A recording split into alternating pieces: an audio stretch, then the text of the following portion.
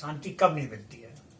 जब आपका चीजों से मोह रहता है, वस्तुओं से, सामान से, लोगों से, तो आपके अंदर शांति नहीं रहती।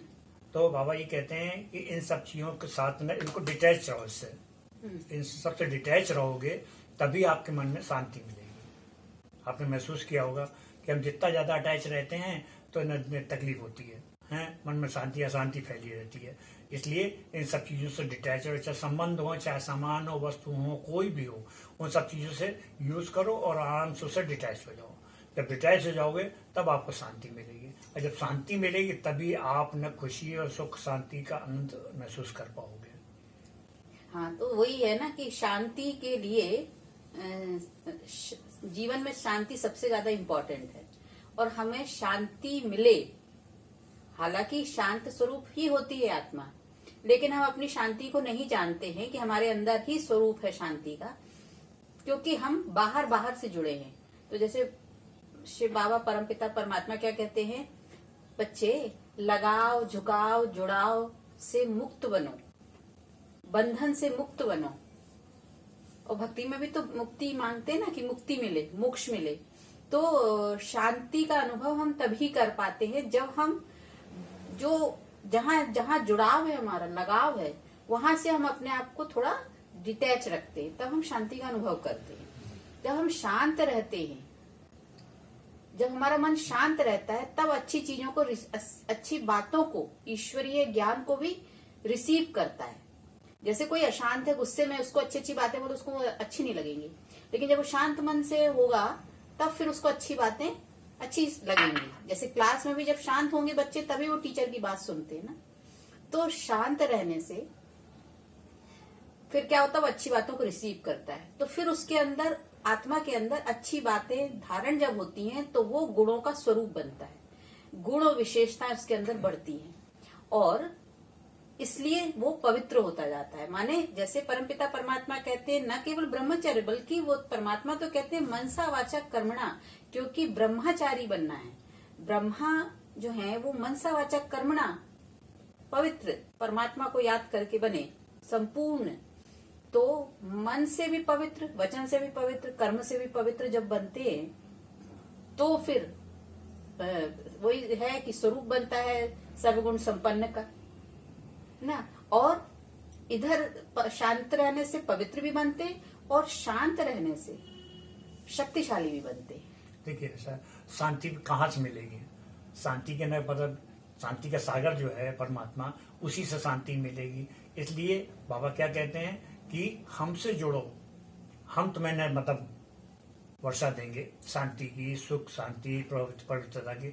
जब हम उससे जुड़ते हैं तब हमें न मतलब शांति का एहसास करते हैं, और उसके बाद जब शांति मिलती है तो शांति कैसे मिलती है? हम पवित्र रहते हैं, तभी तो शांति मिलती है। तो वही प्रैक्टिकल बात यह है कि शांति हमको तब मिलेगी जब हम अपने पर ध्यान देंगे, अपने आप पर जब हम ध्यान देंगे, और उसके बाद हम उन बंधनों से अपने को छुड़ाते जाएंगे।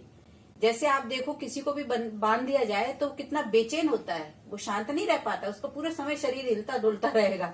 चाहे वो गाय हो, चाहे वो कोई भी कुत्ता हो, बिल्ली, कुछ भी किसी को भी बांध दो तो वो, या इंसान ही बंधा हो तो कितना बेचैन हो जाता है। तो वो बंधन जो है वो उसके लिए सजा होती है। तो जब वो बंधन से मुक्त करता है तब फिर वो शांति का अनुभव होता है। अपने आप को बंधन से जब मुक्त करता है तो वो शांति का अनुभव कर पाता है। क्यों? क्योंकि जब हम किसी के कहीं पर लगाव में है, जुड़ाव में है, उसके प्रति आकर्षण में है, झुकाव में है, तो हमारी तरफ की एनर्जी उसकी तरफ फ्लो हो रही है, और हम धीरे धीरे हमारी एनर्जी खाली होती जा रही है, शक्ति कम होती जा रही है आत्मा की, क्योंकि हमारी एनर्जी दूसरी जगह फ्लो हो रही है। तो जब शक्ति कम होगी तो पावर नहीं होगी, तो हम जब शक्तिशाली नहीं होंगे तो फिर हमको खुशी कहाँ से मिलेगी, है ना। तो ये कनेक्शन है। सुख और शांति हमको तब मिलती है जब हम पवित्र बनते। पवित्र बनते माने हम किसी भी बंधनों में नहीं बंधे होते हैं, अपनी एनर्जी को अपने पास ही समेटे रहते हैं, इधर उधर व्यर्थ नहीं जाने देते हैं, व्यर्थ बातों में हम नहीं उलझे होते हैं, जब व्यर्थ कोई ऐसा कर्म नहीं करते जहां पर हम अपने आप को बंधन महसूस करें। तो ये इसीलिए ईश्वरीय धारणाएं नियम जो है उसका जब हम पालन करेंगे तभी शांति मिलती है। मतलब शांति अनुभव होती है, जो हमारे अंदर की शांति, नहीं तो हमारे अंदर की शांति अशांत हो जाती है। जैसे एक मटके में पानी भरा हुआ है, उसमें आके किसी ने कचरा डाल दिया, तो वो मटके का पानी जो पीने लायक था वो पीने लायक नहीं रहा। तो हमारे अंदर शांति है, लेकिन बाहर के जो प्रभाव हमारे अंदर पड़ जाता है, क्योंकि हम दूसरी जगह अपने को कनेक्ट किए एक एनर्जी के थ्रू, तो जब हमारी एनर्जी उधर फ्लो हो रही तो उधर की एनर्जी भी तो हमारी तरफ फ्लो हो रही ना, तो वहां से हमारे में अंदर हलचल आ जाती है, और फिर हलचल आने के बाद हम जो शांति होती है हमारी वो भंग हो जाती है। तो शांति अब है हमारे अंदर, तभी हम पवित्र बनते हैं, पावन बनते हैं, संपूर्ण पावन बन सकते हैं पुरुषार्थ करके। और जब शांति होती है तभी हम शक्तिशाली भी बनते हैं। यही शांति जो है वो ब्रह्मा स्टेज है। और जब हम पवित्र बनते हैं, शांत होंगे तो अच्छी बातों को रिसीव करेंगे, पॉजिटिव बातों को रिसीव करके पॉजिटिविटी भर लेंगे अपने अंदर, तो हम सतो प्रधान संपूर्ण पावन बन पाएंगे। और हम ब्रह्मा वाली के बाद फिर विष्णु वाली स्टेज को पा सकेंगे। आत्मा मतलब जो है विष्णु वाली स्टेज को पाएगी। और इधर हम शांत होंगे तो जो हमारे अवगुण हैं वो भी निकलना शुरू हो जाएंगे, क्योंकि फिर हम जब अच्छी चीज को रिसीव कर रहे हैं, पॉजिटिविटी को, तो नेगेटिविटी खत्म हो जाएगी, अंदर से धीरे धीरे निकल जाएगी, व्यर्थ बातें सब खत्म हो जाएंगी, तो हमारी शक्ति बढ़ जाएगी। तो वो वाली कौन सी स्टेज हुई? शंकर वाली स्टेज। तभी तो वो तपस्वी मुहूर्त दिखाया जाता है ना। तो तपस्या करना, तो शांत, पहले अपने आप को शांति धारण करना, और फिर शक्तिशाली भी बनना, और संपूर्ण पावन पवित्र बनना, यही लक्ष्य है। और यही है निराकारी, निर्विकारी और निरंकारी, जो परमात्मा हमें समझाते हैं। तो ये सब चीजें कैसे प्राप्त होंगी?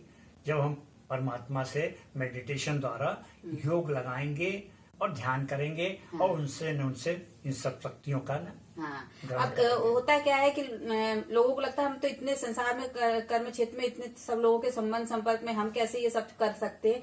लेकिन परमपिता परमात्मा उदाहरण देके समझाते हैं कि जैसे एक बाल्टी में गंदा पानी भरा हुआ है, आप नल के नीचे उसको रख दो और नल खोल दो, स्वच्छ पानी उसमें जाता रहेगा, धीरे धीरे जो गंदा पानी है वो धीरे धीरे हट जाएगा और अच्छा पानी उसमें भर जाएगा।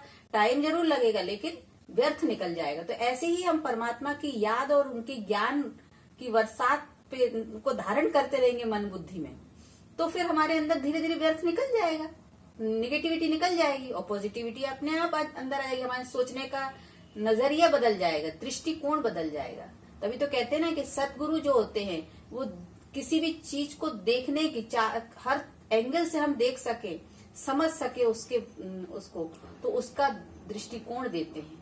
तभी परमात्मा ने कहा है कि दृष्टि बदलो तो सृष्टि बदल हाँ, जाएगी। तो दृष्टि बदलेगी तो सृष्टि बदलेगी। दृष्टि तब बदलेगी जब अंदर की सोच बदलेगी, थॉट बदलेगी। ओम शांति।